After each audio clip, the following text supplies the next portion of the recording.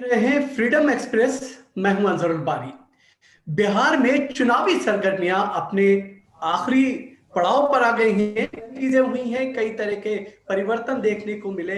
इस दौरान कई तरह के मुद्दे उछाले गए। आज तमाम चीजों को हम जानने समझने की कोशिश करेंगे। हमारे साथ दो खास मेहमान इस वक्त जुड़े हुए हैं।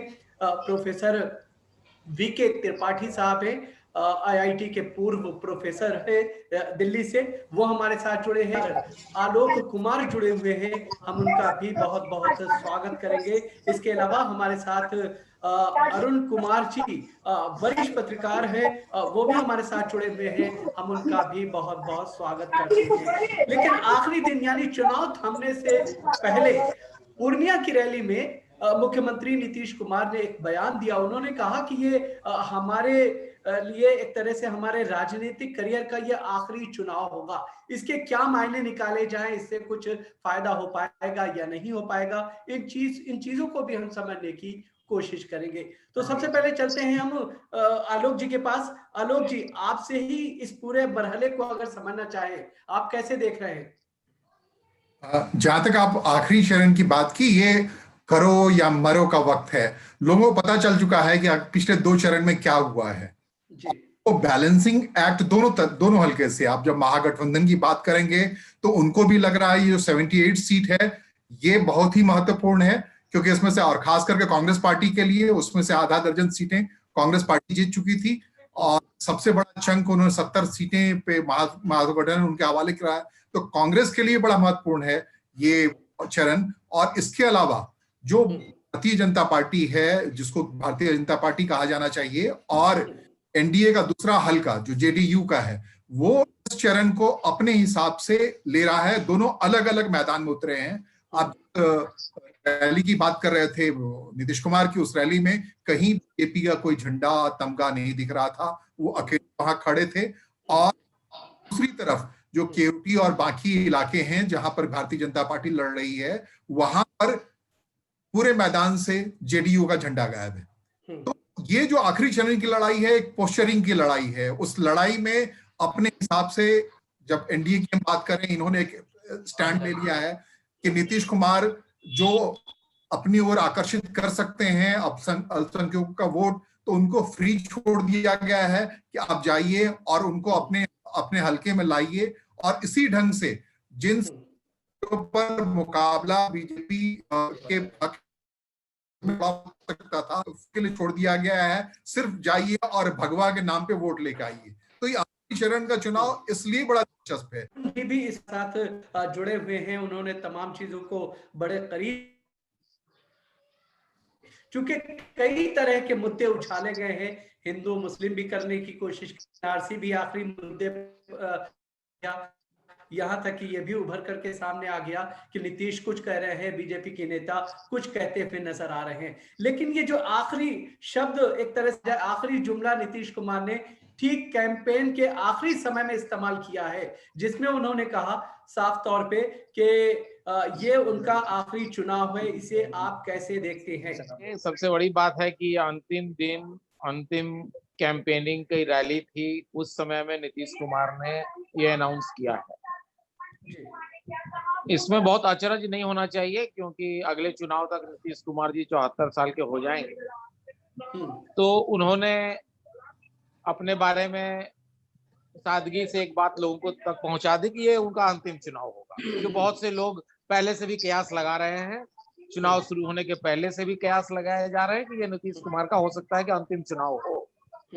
इस बार नीतीश कुमार ने अपने मुंह से कह दिया कि भाई ये अंतिम चुनाव होगा, क्योंकि 5 वर्षों का अंतराल बहुत बड़ा होता है। दूसरी चीज है कि जो अभी हमारे पहले जो बता रहे थे, उन्होंने भी बहुत सही कहा कि अंतिम चरण में चुनाव का जो गणित है वो पूरी तरह से भिन्न है पिछले दो फेजों के मुकाबले। नहीं, ये भिन्न क्यों है आखिर? ये इसलिए भिन्न है क्योंकि ये जिन एरियाओं में हो रहा है, उन एरिया में माइनॉरिटी डोमिनेटेड एरियाज, तो ये माइनॉरिटी डोमिनेटेड सीमांचल का क्षेत्र हो या दरभंगा हो या मधुबनी हो या समस्तीपुर हो, इन सभी एरिया में माइनॉरिटीज की अच्छी खासी वोट है। और ऐसी स्थिति में आप देखिएगा कि चुनाव का जो टेनर है, बोलने का ढंग है, इश्यूज हैं, वो भी थोड़ा बदल गए हैं। बीजेपी अपने को दिखा रहा है कि भाई घुसपैठिए को बाहर करो, घुसपैठिए को हम बाहर निकालेंगे, इस पर कांग्रेस क्यों नहीं जवाब दे रही है। नीतीश जी ने एनडीए में रहते हुए भी अपना सेक्युलर इमेज अभी तक इंटैक्ट रखा है। और मैं आपको बता दूं कि अभी तक मुसलमान, मैं भी बहुत से मुसलमान पढ़े लिखे लोगों से और इंटेलेक्चुअल से मैंने बात की है, वो आज भी ये सोचते हैं कि नीतीश कुमार डेवलपमेंट के मामले में उन्होंने अकलियत के लिए भी काफी कुछ किया है। लेकिन जिस तरह से अरुण जी तेजस्वी की रैलियों में भीड़ आ रही है, खास तौर से युवा जो है उसमें जोशो खरोश के साथ नजर आता है, ऐसे में आपको नहीं लगता है कि दिल्ली के मुख्यमंत्री को लेकर के जिस तरह का क्रेज हुआ करता था, ठीक कुछ वैसा ही क्रेज, उसी तरह की उम्मीदें तेजस्वी में नजर आ रही हैं लोगों को? देखिए, चूंकि आपकी बात बहुत सही है, चूंकि तेजस्वी में लोगों को अब कुछ दिख रहा है कि एक अच्छे लीडर के गुण हैं, इस कारण से लोग पिछले 15 साल की जो याद दिलाने की कोशिश की जा रही है, उसके बावजूद उसकी रैली में भीड़ हो रही है। लोग समझ रहे हैं कि भाई ये एक युवा है, चिराग ने भी अपना रोल प्ले किया है, कितनी सीट उनको जीत पाएंगे वो अलग बात है, लेकिन माहौल बनाने में चिराग ने भी एक अच्छा खासा रोल प्ले किया है। और तेजस्वी एक लीडर के रूप में इस चुनाव में इमर्ज कर चुके हैं। ज्यादा भीड़ें, जैसे 2015 के भी चुनाव में जिस तरह की भीड़ नरेंद्र मोदी और अमित शाह की रैलियों में हुआ करती थी, तो वो लेकिन हाँ, ये बात जरूर है कि जो 2019 का परिवेश था और जो 2020 का परिवेश है, 2019 में वन साइडेड 40 में 39 सीट ले गई एनडीए, और वही एनडीए अभी स्ट्रगल करती हुई आपको दिख रही है कई क्षेत्रों में। तो इसका कारण है कि भाई तेजस्वी एक नेता के रूप में उभरे हैं और लोगों ने उनके जो इश्यूज हैं वो किसी भी तरह के जातिगत या धार्मिक उन्माद से दूर रहकर उन्होंने जो इकोनॉमिक इश्यूज हैं या बेरोजगारी का मुद्दा है या माइग्रेशन का मुद्दा है, उसी को पकड़ के उन्होंने रखा, वो किसी दूसरी चीज में नहीं उलझे। ठीक, आलोक जी, हम आपसे ही समझना चाहेंगे कि जिस तरह से तेजस्वी का जो एक मैसेज है, खास तौर से MY यानी मुस्लिम यादव वाला, क्या ये तमाम की तमाम चीजें उससे आगे जा रही हैं? देखिए, जहां तक मसले की बात है, जहां तक मुद्दे की बात है, तो इस मुद्दे को लेकर के जो फुटबॉल के मैदान में होता है कि जो एक सबसे स्मार्ट प्लेयर होता है बॉल अपने पास रख लेता है। तो मामले में जब ऐलान हुआ था, उस वक्त लग नहीं रहा था कि इस चुनाव का फुटबॉल किसके पैर पर होगा, कौन उसको लेकर चल रहा होगा। और इत्तेफाक कहिए या नैरेटिव ऐसा गढ़ गया है कि जो गेंद है वो तेजस्वी के पैर आ गया है और तेजस्वी को ही घेर करके लोग चल रहे हैं। और गेंद और कोई गेंद नहीं है, वो जो मसला इन्होंने उठाया है, रोजगार का मसला, वो फुटबॉल के तरीके से इनके पैर पे चिपका हुआ है और बाकी तमाम लोग अपने अपने तरीके से उस गेंद को छीनने में लगे पड़े हैं। ये देखने के लिए बड़ा अच्छा नजारा है। लेकिन जहां तक बिहार का संदर्भ है, तो एक टिपिकली कास्ट बेस्ड स्टेट है। यहाँ कास्ट तो बहुत इशू मैटर करता है। जैसे आपने ही कहा कि MY, आप कहने को कह लीजिए MY, लेकिन थोड़ी देर पहले अरुण जी बता रहे थे कि अकलियत बहुत सारे लोग को आप MY में शामिल कीजिए। इसी ढंग से जब आप देखेंगे Y के बहुत सारे लीडर्स, जैसे बीजेपी के नित्यानंद राय, नंदकिशोर यादव, और बहुत सारे सीटों पर Y भी अलग अलग हैं। और वो इसलिए है कि आप उस ढंग से क्लब मत कीजिए। जहां जिनका उम्मीदवार है, जिस जाति का उम्मीदवार है, जहां अकलियत के उम्मीदवार हैं, मान लीजिए नीतीश कुमार ने अपनी पार्टी से दे रखा है, तो वहां MY काम नहीं कर रहा है। जातिगत सीट है वो। जैसे इसी ढंग से अगर कहीं पर यादव खड़े हैं, तो कोई जरूरी नहीं है कि वहां पर आरजेडी ने किसी गैर यादव को दे रखा है तो उसके लिए वोट हो रहा है। अच्छा, एक चीज आपसे ये भी हम जानना चाहेंगे, जो हमने सवाल किया अरुण जी से, कि जो बिहार की जनता है, क्या वो तेजस्वी को ठीक वैसे ही देख रही है? चूंकि आप दिल्ली और बिहार की राजनीति दोनों को देखते हैं, समझते हैं, ऐसे में आपसे ये सवाल हम कर रहे हैं कि दिल्ली के जो लोग हैं, जिन्होंने जिस तरह से अरविंद केजरीवाल को देखा, ठीक उसी तरह से क्या बिहार के लोगों में भी उस तरह की चीजें दिख रही हैं तेजस्वी में?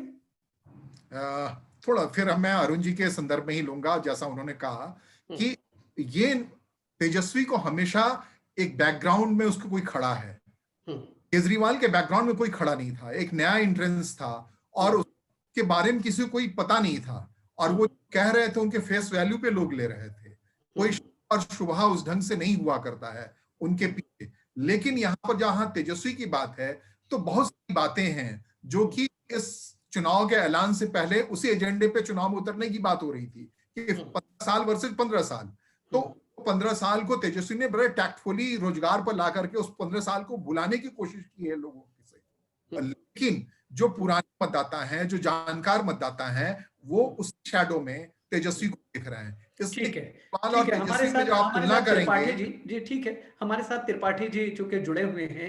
त्रिपाठी जी, आपसे जानना चाहेंगे, जो सवाल आपसे हम कर रहे थे उस वक्त, चूंकि आप बिहार की गलियों में घूमे हैं, आपने किस तरह से उस चीज को महसूस किया है? ऐसा है कि बिहार के बारे में तो मैं बाद में बात रखूं। पिछले 3 दिन पहले प्रधानमंत्री नरेंद्र मोदी ने जो जहर बरस दिया कि साहब वो भारत माता की जय जो नहीं बोलता, वंदे मातरम नहीं बोलता, वगैरह वगैरह का तमाशा खड़ा कर दिया।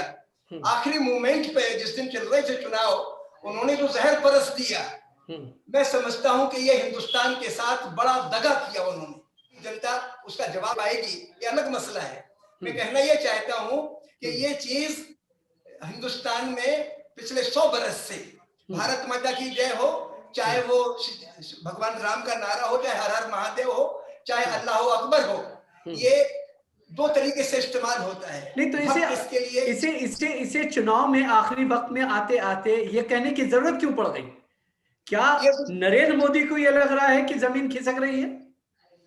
मेरे ख्याल से तो उनकी जमीन खिसक ही रही है, लेकिन मैं समझता हूं कि ये, मैं कई दिन से वायरल हो रहा उनका ये पैगाम, और मैं बहुत तक परेशान हूं कि हमारा हिंदुस्तान 6 बरस से इस जहर को झेल रहा है, और लग रहा था ये चुनाव इस जहर से आजाद होगा, और उन्होंने इस चीज को फिर आखिरी समय में, जब उनके पांव के नीचे जमीन खिसकती है तो उसी पर आ जाते हैं वो, उन्होंने उसको उठा दिया। त्रिपाठी साहब, एक चीज ये बताइए कि जो जैसे अभी हमने अरुण जी से भी उस सवाल समझने की कोशिश की थी और आलोक जी से भी उस सवाल को समझने की कोशिश की थी, यानी MY फैक्टर जो है, क्या ये माना जाए कि MY से आगे उनकी ये अपील चली गई है? जो कुछ तेजस्वी ने कहा है चुनाव को लेकर के, उनके जो चुनाव है वो नरेंद्र मोदी वर्सेस जो है तेजस्वी यादव हो गया है? ना ना ना ना ना, ऐसा नहीं है। बिहार में नीतीश कुमार अभी 0 नहीं हुए हैं। बिहार में नरेंद्र मोदी एक फैक्टर है, लेकिन नीतीश कुमार भी उतने फैक्टर है। और तेजस्वी यादव की असली चुनौती सांप्रदायिकता को के साथ साथ नीतीश भी हैं। और मैं समझता हूं कि उसने जो मुद्दे उठाए अब तक, उसकी वजह से ये जो समाज को 2 खांचे में बांटने की राजनीति है, विभाजन की, तोड़ने की राजनीति, उस पर लगाम लगी थी। मुझे बस यही अंदेशा है कि इस वक्त ये नेता और बहक न जाए, इनको अभी भी अपने मुद्दों पर ही फोकस करने की जरूरत है, ताकि ये लोग अभी हाशिए पर ही रहें, चाहे वो नरेंद्र मोदी हो, चाहे वो नीतीश कुमार हो। ये इनका A to Z जो कहना है कि हमारे अकेला MY नहीं है, हम तो A से लेके Z तक हम सबके हैं। एक सवाल त्रिपाठी जी, हमने जो है आलोक जी से और अरुण जी से भी समझना चाहा था, उन्होंने अपने तौर पे उस सवाल का जवाब दिया है, लेकिन चूंकि आप भी बिहार होकर के आए हैं, दिल्ली में आप भी रहते हैं, तो ये जो एक सवाल था कि क्या अरविंद केजरीवाल को जिस तरह से दिल्ली के लोगों ने देखा, अब बिहार के लोग भी उसी तरह से देख रहे हैं? हालांकि हमारे दोनों जो पहले वक्ता हैं वो इस चीज से इत्तेफाक पूरी तरह से नहीं करते हैं। ना ना ना ना, वो दोनों में समानता नहीं है।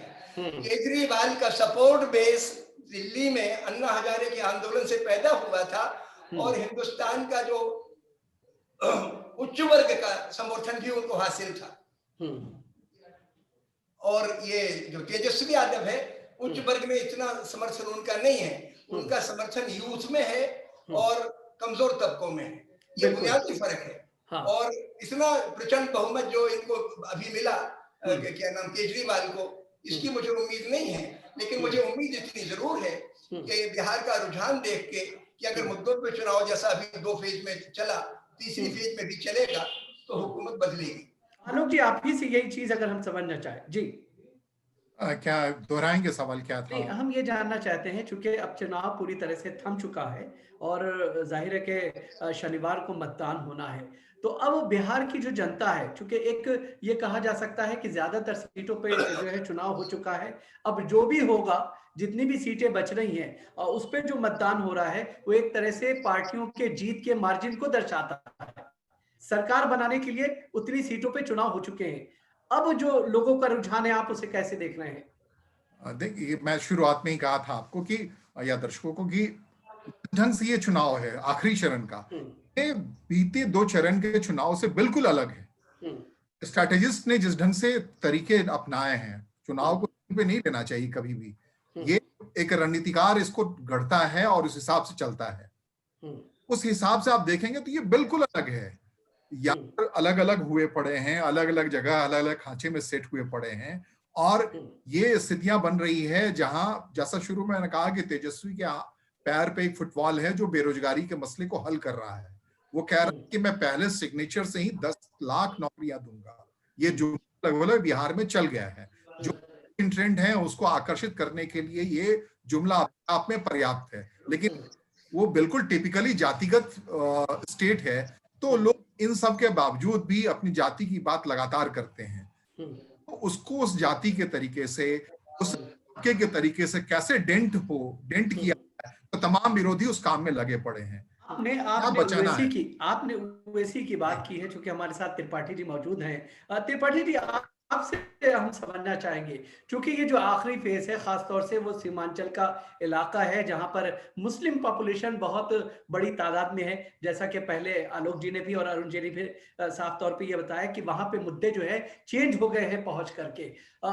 आप किस तरह से इस पूरे जो है उसको देख रहे हैं, क्योंकि यहाँ पर सीए एनआरसी और सीए का मुद्दा छाया हुआ है, और जिस तरह से ये कहा जा रहा है कि नीतीश कुमार कह रहे हैं कि हमारा आखिरी इलेक्शन है, आप कैसे देखेंगे, चूंकि ओवैसी फैक्टर भी वहां पर है? ऐसा है कि एनआरसी का सवाल जी जब से लॉकडाउन चालू हुआ बैकग्राउंड में चला गया, और अभी 6 महीने आगे तक इस पर कोई सरकार की तरफ से कार्रवाई होने वाली नहीं है। मैं समझता हूं कि इस वक्त जो विरोधी पार्टियां हैं, मतलब महागठबंधन के लोग हैं, इनको उस सवाल को छूना नहीं चाहिए, एनआरसी वगैरह के सवाल को। तो प्रचार भी खत्म हो गया वैसे तो, आज शाम को 5 बजे प्रचार खत्म होने वाला है, हो या होगा, तो उनको मेरे ख्याल से इस बात पे स्ट्रेस करने की जरूरत नहीं है, क्योंकि ऑलरेडी जिन पार्टियों को अपनी पोजीशन लेनी थी वो ले चुके हैं, नीतीश को जो लेनी थी वो ले चुके हैं, जिनको लेनी थी उस पर मेरे ख्याल से जिन मुद्दों को अब तक 2 फेजेस में चलाया, सीमांचल में वही मुद्दे चलाने की जरूरत है। सवाल तो फिर यही है ना कि जो एमवाई फैक्टर है वो एक तरह से चुनौती बना हुआ है, खासतौर से मुस्लिम बहुल इलाका ये पूरा है। ओवैसी, पप्पू यादव, उपेंद्र कुशवाहा का ये जो पूरा गठबंधन है, दोनों अलग अलग जो गठबंधन है, वो अपना अपना एक जनाधार रखते हैं इस पूरे इलाके में। सही कह रहे हैं, यही मैं कह रहा हूं कि जो आप एमवाई, जिसे एमवाई कहने का मतलब माना जाता है कि एमवाई गढ़ा गया है, आरजेडी का एक एजेंडा है और उसमें सारे एमवाई हमारे हैं। हाँ। लेकिन इस सारे एमवाई के नैरेटिव के हकदार वहां पर आज की तारीख में आखिरी फेज में बहुत सारे उठ के खड़े हो गए हैं, वहां खड़े हैं। नीतीश कुमार एनडीए में रहने का बावजूद भी अपने को हकदार बता रहे हैं, और ये पप्पू यादव की बात जहां तक कर रहे हैं, पप्पू यादव, उपेंद्र कुशवाहा का एक्टर है जिसके साथ ओवैसी हैं, तो ये 3 दावेदार, बड़े दावेदार हैं वहां पर, छोटे तौर पे कह रहे हैं कि मैं अकलियतों का हूं, मैं मुस्लिमों का हूं, और साथ में यादव के लिए पप्पू यादव कह रहे हैं कि मैं यहाँ का लोकल हूं और उस यादव से क्या लेना। एक छोटा सा सवाल इसी पे जो है आलोक, हम ये भी जानना चाहेंगे, क्योंकि आपने ये कहा कि तेजस्वी ये कह रहे हैं, मैसेज देने की कोशिश कर रहे हैं कि मैं मुस्लिमों का नेता हूं, लेकिन अगर हम देखें तेजस्वी यादव यानी आरजेडी पार्टी ने जिस तरह से मुसलमानों को नजरअंदाज किया, और जिस तरीके से ये कहा जाए कि चाहे वो तस्लीमुद्दीन, चूंकि वो भी नाराज होकर के उन्होंने आखिरी वक्त में पार्टी को छोड़ा, इसके अलावा अब्दुल बारी सिद्दीकी का भी लोगों के सामने पूरा एपिसोड मौजूद है, ऐसे में आपको लगता है कि ये जो छोटे दल हैं ये एक तरह से तेजस्वी के लिए प्रॉब्लम क्रिएट कर सकते हैं? हाँ, निसंदेह जो हालत है जिसमें तेजस्वी भी इस बार, जो शुरू में आप कह रहे थे, इस नैरेटिव के साथ जा रहे हैं, कहने की कोशिश कर रहे हैं कि मुझे जाति से कोई लेना देना नहीं है, मैं सबको एक साथ 10 लाख लोगों को दूंगा। लेकिन ये जो बिहार को जो लोग समझते हैं या बिहार का जो अब तक ट्रेंड रहा है, उसमें ये ऐसा कोई चलता नहीं है कि मैं सबको इकट्ठे कर लूं और सब इकट्ठे चल के काम कर लें, वो अकलियत हो या कोई भी हो, ऐसा होता नहीं है। सबके अपने आइडेंटिटी हैं और उस आइडेंटिटी को लेकर के लोग चलते हैं। जैसे थोड़ी देर पहले मैं कहा कि पप्पू यादव का यादव और लालू यादव का यादव में बेसिक डिफरेंस ये है कि भोजपुर के हैं लालू यादव, पप्पू यादव है उस इलाके के जहां अभी चुनाव हो रहा है, तो मधेपुरा और बाकी इलाके में वो कह रहे हैं कि मैं स्टेक होल्डर हूं। इसी ढंग से आप मुस्लिमों के बीच में जाएं तो लोग कहते हैं तस्लीमुद्दीन जहां चलते हैं वहां शहाबुद्दीन नहीं चलते, वो कहते हैं सीमांचल के हम हैं और इस इलाके का हम हैं, और इस ढंग की स्थितियां हैं। जहां बारी सिद्दीकी की बात आप कह रहे हैं, उनके साथ अलीनगर में अन्याय हुआ है और उनको ला करके फातमी के इलाके में लाके दे दिया गया है और केओटी से लड़ाया गया है, तो उस सीट पर फातमी के लोग काफी डेंट पहुंचाने की स्थिति में है बारी सिद्दीकी को। तो ये अलग अलग स्टेक होल्डर हैं। जब बिहार को आप बिल्कुल अलग अलग स्टेक होल्डर माइक्रो लेवल पर, हमारे पास समय खत्म हो गया। आपने विस्तार से बिहार चुनाव को समझाने की कोशिश की, आपका बहुत बहुत शुक्रिया आलोक। साथ ही साथ अरुण कुमार जी आपका भी बहुत बहुत शुक्रिया, प्रोफेसर त्रिपाठी आपका भी बहुत बहुत शुक्रिया। लेकिन जाने से पहले अपने तमाम दर्शकों से हम ये कहना चाहेंगे कि अगर आपने फ्रीडम एक्सप्रेस को सब्सक्राइब नहीं किया है तो सब्सक्राइब करें, लाइक और शेयर करें। साथ ही साथ हम आपको ये भी गुजारिश करना चाहेंगे कि चूंकि ये नॉन प्रॉफिट मीडिया हाउस है, आप अपना बेहतर पत्रकारिता के लिए सहयोग भी दे सकते हैं। तो आज के प्रोग्राम में फिलहाल इतना ही, इजाजत दीजिए, आदाब।